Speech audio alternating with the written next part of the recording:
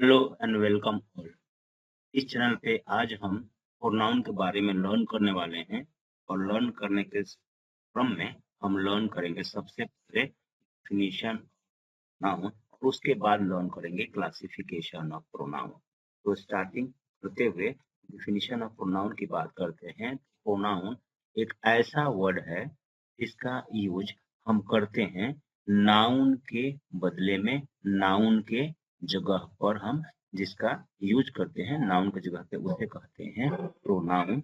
अगर आप देखेंगे तो एग्जाम्पल्स तो प्रोनाउन के इतने हैं he, himself, both, anyone, what, who, this, somebody, none, one, etc. आप बाद में ये समझ पाएंगे कि कौन सा प्रोनाउन किस टाइप का प्रोनाउन है जो एग्जाम्पल्स लिखा है इनमें से। और अगर प्रोनाउन का यूज हम करते हैं सेंटेंस में तो यहाँ पे है, देखिए, Veena arrived late, Veena late पहुंची। तो यहाँ पे दोबारा लिखा she had a headache. So हमने क्या किया, जो वीना वर्ड है, वीना नाउन है, इसके लिए हमने शी प्रोनाउन का यूज किया हुआ है। तो इसीलिए कहते हैं कि प्रोनाउन वैसा वर्ड होता है जो नाउन के बदले आता है, यहाँ वीना के बदले आया हुआ है। So now starting the types of pronoun मतलब क्लासिफिकेशन ऑफ प्रोनाउन। तो क्लासिफिकेशन प्रोनाउन के पूरे 10 है, देखकर नहीं घबराने का है।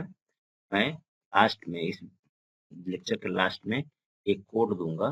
कोड होगा ड्रीप 2332। अभी एक्सप्लेन करूंगा तो आपको थोड़ा समझ में आएगा। उस कोड से आप पूरे 10 जो टाइप्स दिख रहे हैं आप हमेशा याद रख पाएंगे। लेकिन फिलहाल हम बात करते हैं 10 टाइप्स कौन कौन से हैं। तो फर्स्ट है पर्सनल प्रोनाउंस, दूसरा है पॉजेसिव प्रोनाउंस, फिर है डिस्ट्रीब्यूटिव प्रोनाउंस, सबकी हिंदी लिखी हुई है। देन डेमोन्स्ट्रेटिव प्रोनाउंस, एम्फैटिक और इंटेंसिव प्रोनाउंस फिफ्थ नंबर है। सिक्स्थ नंबर पे मूव करते हैं। सिक्स्थ है indefinite pronouns, फिर interrogative pronouns, reflexive pronoun, reciprocal pronouns, reciprocal नहीं reciprocal pronouns, relative pronouns। इस तरह से पूरे 10 होते हैं और इनको अभी वन बाय वन लर्न करने का है हमें। तो पहले सबसे पहले है पर्सनल प्रोनाउंस। पर्सनल प्रोनाउंस में डेफिनेशन की बात करें तो पर्सनल प्रोनाउंस वैसे प्रोनाउंस हैं जिनका यूज नाउन के बदले में करते हैं और नाउन का यूज जब पर्सन्स और थिंग्स के लिए होता है तब करते हैं इसका यूज। समझ में कम आया होगा तो रेड लाइन को है। पर्सनल प्रोनाउंस का जो प्लेसमेंट होता है, जो सेंटेंस में होता है, वह या तो सब्जेक्ट की जगह पे होता है या ऑब्जेक्ट की जगह पे होता है। तो कोई भी प्रोनाउन जो सब्जेक्ट जगह पे यूज हुआ है चाहे ऑब्जेक्ट जगह पे यूज हुआ है, आप पर्सनल प्रोनाउन समझ जाएंगे। फर्स्ट सेंटेंस है यहाँ पे my uncle lives in the USA. यहाँ पे माई अंकल एक नाउन है। सो इसके बदले में आया है ही, सब्जेक्ट जगह प्रोनाउन यूज हुआ है, यह कहलाएगा पर्सनल प्रोनाउन। ऐसे ही आई सॉ रामा, रामा एक नाउन है और रामा की जगह पे आया हुआ है हर। सो हर है ऑब्जेक्ट जगह यूज हुआ तो यह भी एक पर्सनल प्रोनाउन है। तो पर्सनल प्रोनाउन कैसे होते हैं, तो जो प्रोनाउन सब्जेक्ट अथवा ऑब्जेक्ट की जगह पे यूज होते हैं उन्हें personal pronouns. Right, first complete. इसके बाद है डिस्ट्रीब्यूटिव प्रोनाउन। डिस्ट्रीब्यूटिव प्रोनाउंस में नॉर्मली 3 वर्ड ध्यान रखना है हमें, ईच, आइदर, इसे इधर भी पढ़ते हैं, नाइदर, नीदर भी पढ़ते हैं। सो एक्चुअली क्या करते हैं, ईच, ईदर, नीदर। ईच का मतलब होता है प्रत्येक, ईदर का मतलब होता है दो में से एक, मतलब इसका भी कह सकते हैं प्रत्येक।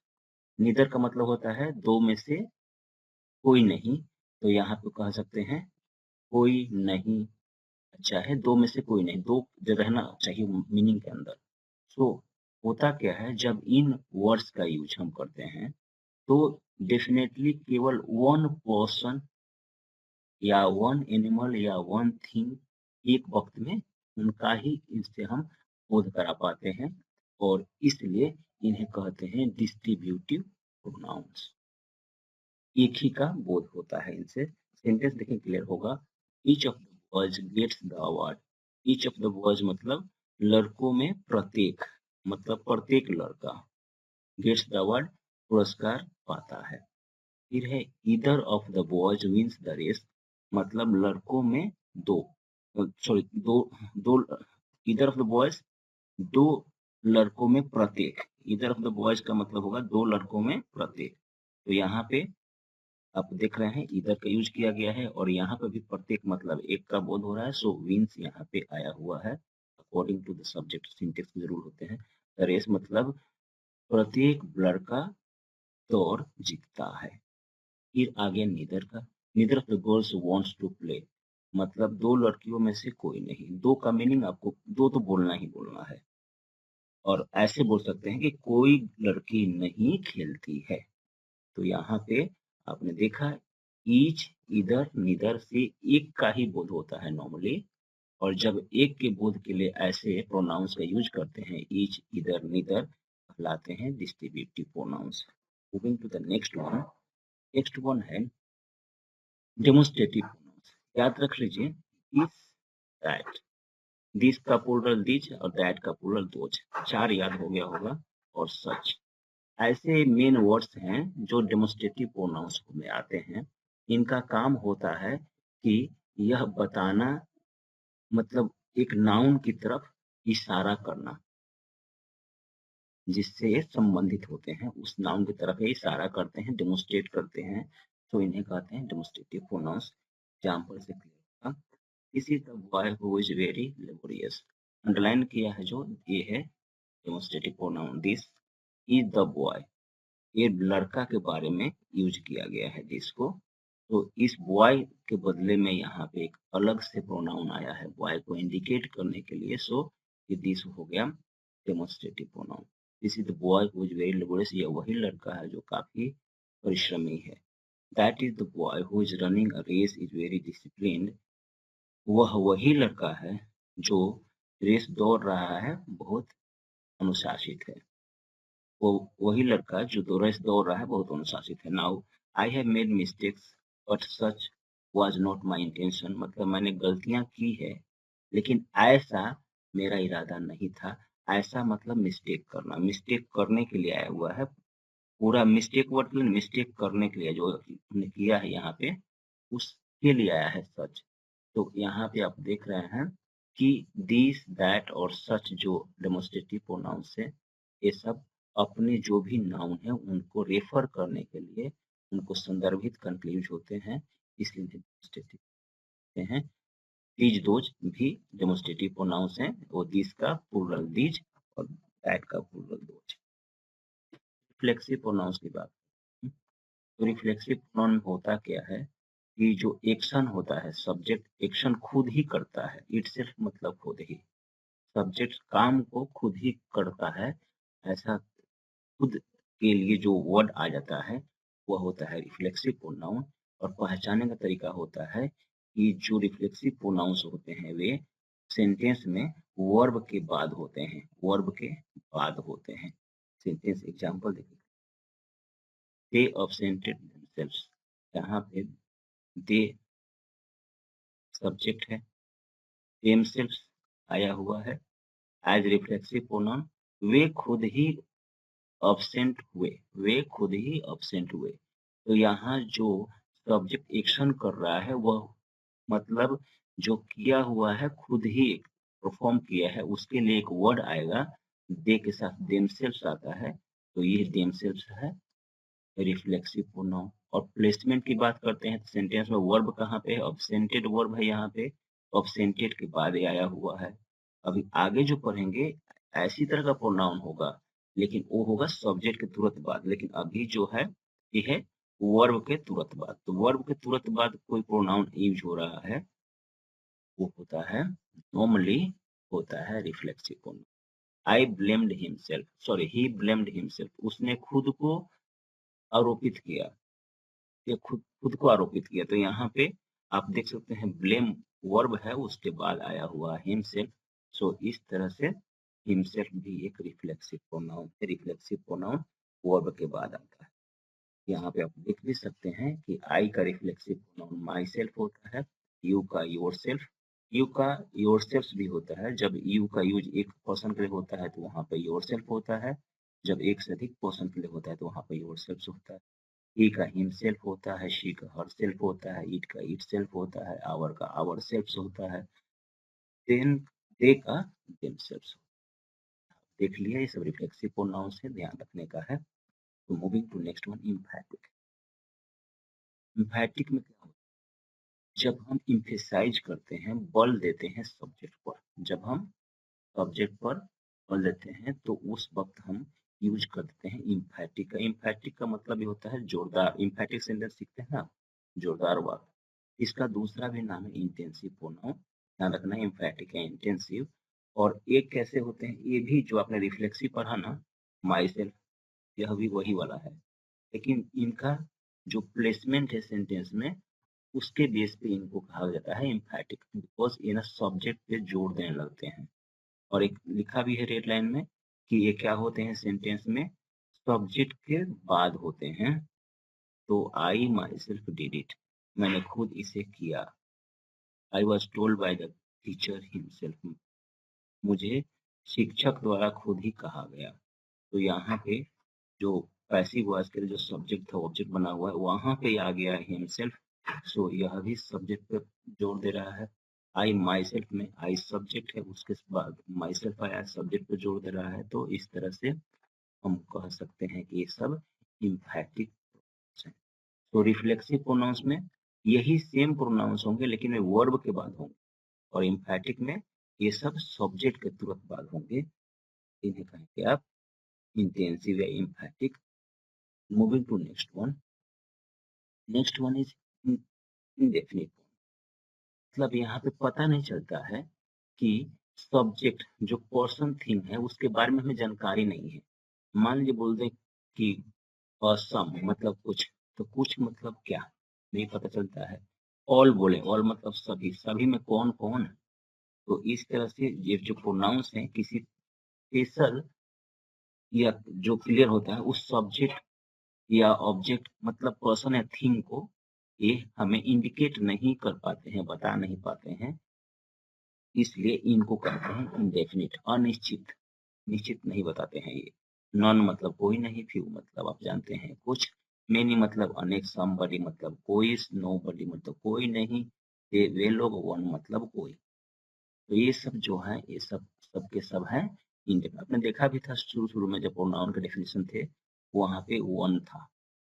तो वन कौन सा प्रोनाउन है, indefinite, right.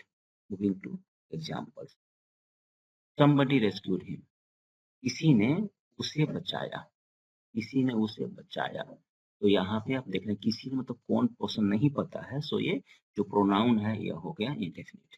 Nobody helped him, किसी ने उसकी सहायता नहीं की। फिर यहाँ पे किसी ने नहीं, नोबडी मतलब नहीं भी नेगेटिव रहता है ना, कोई नहीं, तो किसी ने उसकी सहायता नहीं। तो नाउ दिस इज कंप्लीटेड।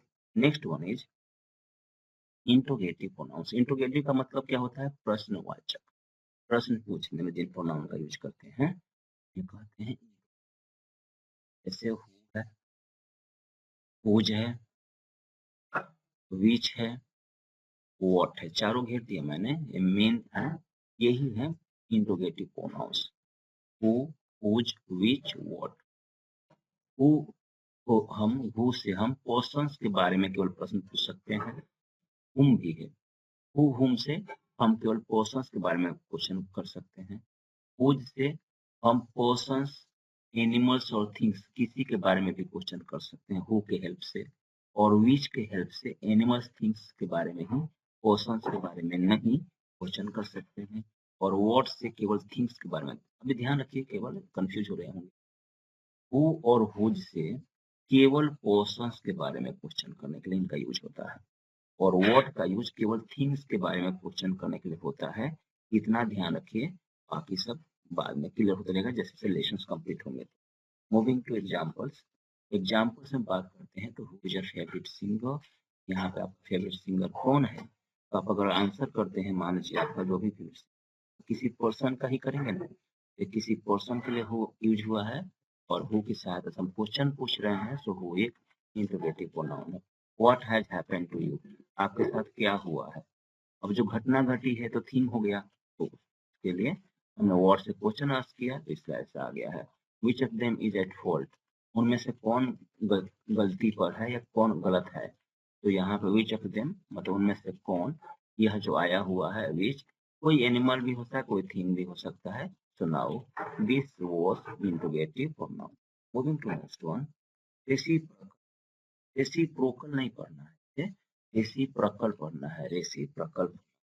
और इसमें हम ध्यान रखेंगे, इसमें इसका यूज करते हैं दो या दो से अधिक पर्सन्स जब एक साथ काम करते हैं तब वहां पर हम इनका यूज करते हैं। और दो है तो दो ही प्रोनाउन है, लेकिन दो दो वर्ड का है। एक है वन अनदर, वन अनदर, और दूसरा है ईच अदर, ईच अदर। जब केवल दो लोगों के बीच काम होगा तो वहां पे डालेंगे ईच अदर, दो के लिए। और जब मोर देन टू होंगे तो वहां पे डालेंगे हम वन अनदर। ध्यान रखना है, एग्जाम में वन अनदर और ईच अदर का यूज दूसरे भी तरह से पूछा गया है। यहाँ all the boys help one another, सभी बच्चे से, दोनों की हिंदी होती है एक दूसरा, दोनों की हिंदी है एक दूसरा या एक दूसरे हिंदी होती है। So all the boys help one another, मतलब सभी बच्चे एक दूसरे की सहायता करते हैं। तो यहाँ पे आप देख रहे हैं अंडरस्टूड है, वन अनदर आ गया ना, तो ऑल में कम से कम तीन बच्चा तो जरूर होगा, दो से अधिक होना चाहिए। लेकिन इधर ही both the women help each other, चाहे बोथ नहीं भी रखते, the women help each other. इसका सीधा मतलब है कि वीमेन मतलब, अब यहाँ पे वुमेन का प्लूरल फॉर्म हो गया, लेकिन इनकी संख्या दो से अधिक नहीं हो सकती। तो अगर होता the women help each other तो हमें समझना पड़ता कि ईच अदर का यूज केवल दो के साथ ही करते हैं। लेकिन आप कंफ्यूजन में न रहें, इसलिए बोथ क्लियरली दिया गया है, both the women help each other, दोनों औरतें एक दूसरे की सहायता करती थी। राइट, एक दूसरा या एक दूसरे, इसका हिंदी होता है वन अनदर का, ईच अदर का यूज देख लिया आपने। टू पर्सन्स तक हम करेंगे ईच अदर, और मोर देन टू के लिए कर देंगे वन अनदर। ध्यान रखना है, बहुत इंपॉर्टेंट यूज है। Moving to next one, next one is relative pronoun. Relative pronoun मतलब इसका हम यूज करते हैं अब किसी नाउन के साथ रिलेशन स्थापित करने के लिए। और नॉर्मली यह क्या होता है, जहाँ पे आता है रिलेटिव प्रोनाउन, उसके पहले जो नाउन होता है उसी से संबंधित होता है। ये थोड़ा समझना, थोड़ा सा ध्यान देने का है। जैसे Ram meets Meera who is his friend, तो यहाँ पे हु आया है, हु के पहले मीरा है, तो यहाँ पे मीरा के बदले में ही आ गया है, उस पर उसको मेंशन करने के लिए, हेल्प करने के लिए आ गया है ये हु। राम मीट्स मीरा, राम मीरा से मिलता है, जो जो उसकी दोस्त है, जो उसकी दोस्त है। तो यहाँ पे हु जो हुआ, यह मीरा के लिए रिलेटिव प्रोनाउन हो गया। Vibha has found the a ball which she has return it. Vibha को एक बॉल मिला था जिसे उसने रिटर्न कर दिया था, कर दिया है। सॉरी, विभा को एक बॉल मिला है जिससे उसने रिटर्न कर दिया है। तो यहाँ पे विच आ गया है, जो इसके पहले नाउन आ रहा है, इसको रेफर करने के लिए, इसको बताने के लिए। तो यही लिखा है, relative pronouns are refer to a noun mentioned before it. जो नाउन, इसके पहले जो नाउन होता है उसको रेफर करने के लिए इनका यूज होता है। आप ऐसा कर सकते हैं, हु विच जो आपने पढ़ा ना इंट्रोगेटिव में, इंट्रोगेटिव प्रोनाउंस, तो उनसे हम, वहां पे भी हु विच था, उनसे हमने क्वेश्चन पूछा है, वो सेंटेंस के बिगिनिंग में थे, ये सेंटेंस के बीच में है, रिलेशन एस्टेब्लिश करने के लिए है, इसलिए इन्हें बोलते हैं relative pronouns. So relative pronouns और the last example of under the classification of pronouns. अभी हम कल के वीडियो में लर्न करेंगे रिलेटिव प्रोनाउंस के बारे में। जानते हैं रिलेटिव में हिंदी लिखा हुआ है, ऐसे ही होम का भी लर्न करेंगे, हुज का भी लर्न करेंगे, विच का भी करेंगे, व्हाट का भी करेंगे, दैट का, एज का, बट बट की हिंदी होती है जो नहीं, रिलेटिव प्रोनाउन जब इसका यूज करते हैं। तो इन सब का हम कल के लेक्चर में हम लर्न करने वाले हैं। तो कल का लेक्चर इसी पे होगा, इन सब वर्ड्स का एज रिलेटिव प्रोनाउन जो यूज होता है सेंटेंस यूज करके दिखाएंगे, वही लेक्चर होगा। अभी आपको बताया था मैंने कि जो क्लासिफिकेशन ऑफ प्रोनाउंस हैं उसे 10 होते हैं, और कोड है इसका ड्रीप, कोड है ड्रीप 2332, इसे लर्न करना है। डी, डी कितना बार है, 2 बार। डी से क्या होता है, डी से देखिए डेमोन्स्ट्रेटिव, डेमोन्स्ट्रेटिव प्रोनाउन डी से और डिस्ट्रीब्यूटिव प्रोनाउन, दो प्रोनाउन आता है डी से, तो इसलिए यहाँ पे दो, डी के साथ दो लिखा गया है, ट्रिप और फिर टू, तो टी का टू आ गया, टी का टू आ गया। सो डी से दो हो गया, डिस्ट्रीब्यूटिव एंड डेमोन्स्ट्रेटिव। आर से आएगा तीन, आर से देखते हैं, आर से एक तो हो गया रेसिप्रोकल, फिर हो गया रिफ्लेक्सिव और फिर हो गया रिलेटिव। इस तरह से आर से तीन आता है, तो यहाँ पे आर के साथ तीन सीक्वेंस में तीन आएगा।